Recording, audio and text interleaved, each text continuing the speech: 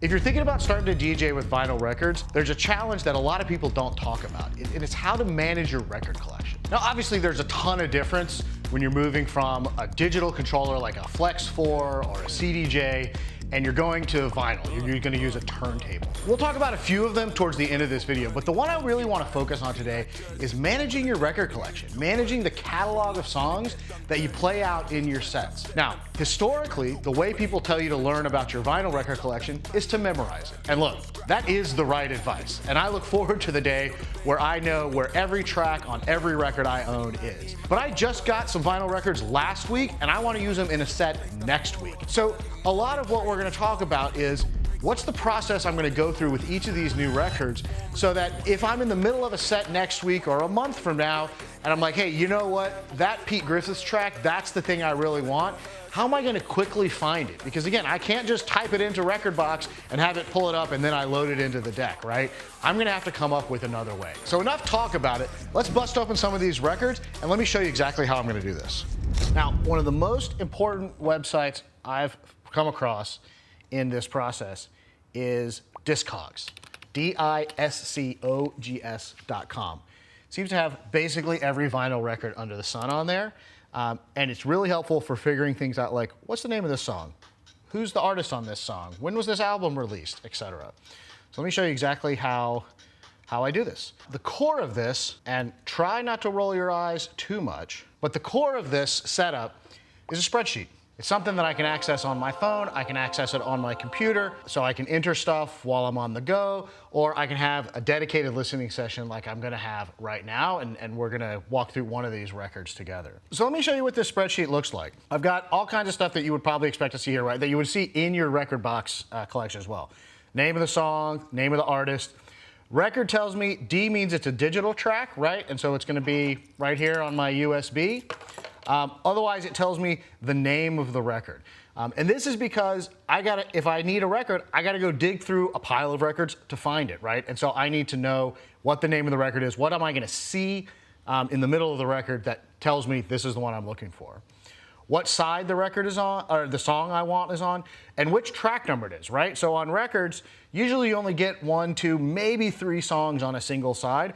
If I'm looking for a song, I need to know, am I going to the first song, the second song, or the third song? That, by the way, is another thing that's different on vinyl than on digital, is how do you know it's the third song? Where do you drop the needle if you want the third song? We'll talk about that maybe in another video. I like to write down a few words about what I think the vibe of this song is. Usually no more than 3 or 4 words. You can see some examples here, right? It's joyous, it's groovy, it's funky. This one's motion, happy, texture, bright, etc. And then this is kind of what I think is going to end up being like my secret weapon here. This is my mix with column.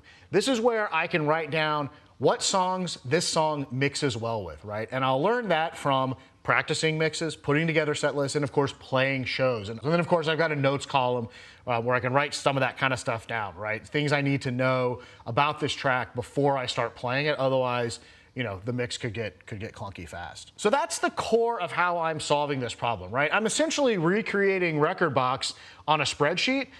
It's just, it also includes my entire vinyl collection, and that forces me to sit down, listen to all this music, which of course I love doing, and actually recording all of it. So let's look for an example right now. This is one of the Tool Room records. This is volume 6. There's the label side. This is the track list side. So let's get the headphones on and let's get going here. This is Tool Room Volume 6, so let's type that in. All right, first thing I like to do is I like to log the record itself.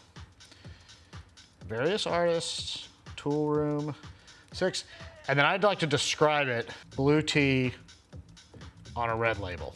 Because that's how I'm gonna find these, right? I'm gonna be visually looking through a crate to find this record, so I need to know exactly which one is number 6, so I'm not having to pull out every single one and look at the number. Now let's do the song. All right, this is gonna be our 59th track here. We're on the A side, so this make you happy, like you just said. Not gonna worry about it being the extended mix. This is on Tool Room 6. This is on the A side, which again for Tool Room is the label side, right? And I'm actually gonna call it label side because different record labels do this differently, right? Sometimes they put the track list on the A side. Sometimes, hopefully, they fucking mark the A side versus the B side. And it's clear which one is which. A lot of them don't though. So, All right, then we get to kind of the core of this thing, the part column, the type column, the vibe column, and then the mix with column. Now for me, I tend to think of my sets as having 3 parts. They've got sort of like a warm up, they've got sort of a groovy section, and then they've got like the jammin', driving section towards the end. So that's what I mean by part.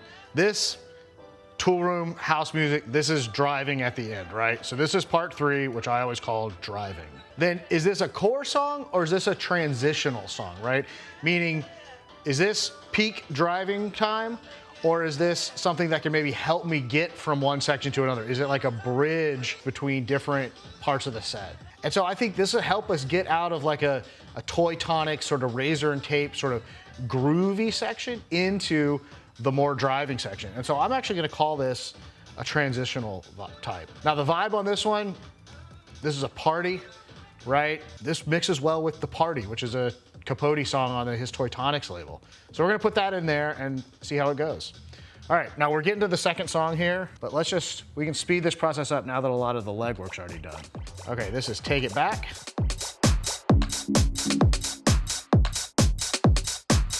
All this stuff can also change, right? As I play these in sets, as I mix them in and out, as I learn more about these songs, I could update all of this, right? This could all be completely wrong, but first impression of these, enough information so I can start to put them in sets with a little bit of confidence. I'm feeling good here. Let's go to the B side here, which for Tool Room is the track list side. This is Get Together. All right, last one on this side. Again, these things are all subject to change, right, as I play these songs more and learn more about them, but in order to sort of get it going, I think we've done a good job. So in about 10 minutes, right, we've gone through a 4-track record. We've made it easy to find them, right? We've labeled them, we've described where on the record they are, what side they're on, what track number they're on.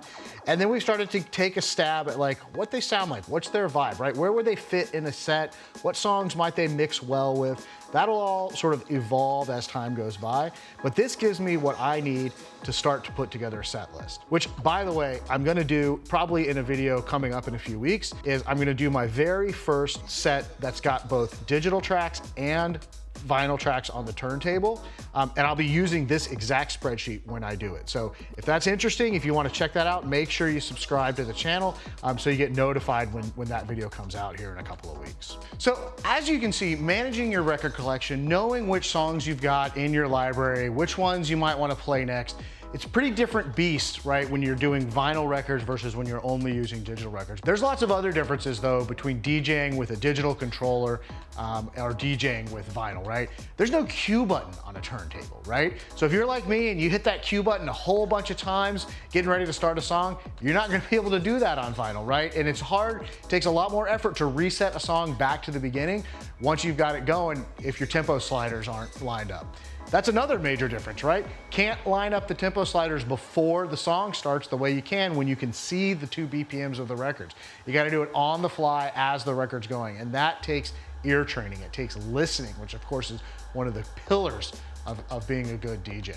But I hope this was helpful in walking you through how I'm thinking about working through that challenge so that I can get up to speed and start using my vinyl records in sets as quickly as possible. Now, if you're making the transition to vinyl and you found this useful, make sure you hit the like button so other folks who are getting into vinyl DJing can find this and it can help them as well. It's a journey that I'm on and I'd love for you to become with me on it. If you're thinking about DJing vinyl, or if you're just interested in watching my progress, make sure you hit that subscribe button and make sure you check me out over on Instagram at ajmarshall.xyz. So today's video really was about managing your record collection, right? Knowing what songs you've got in your catalog and making sure it's easy for you to find them when you want to get to them. My name's AJ Marshall. I left a corporate life behind to pursue a career in music, and I'm doing it in public so that you know you can too.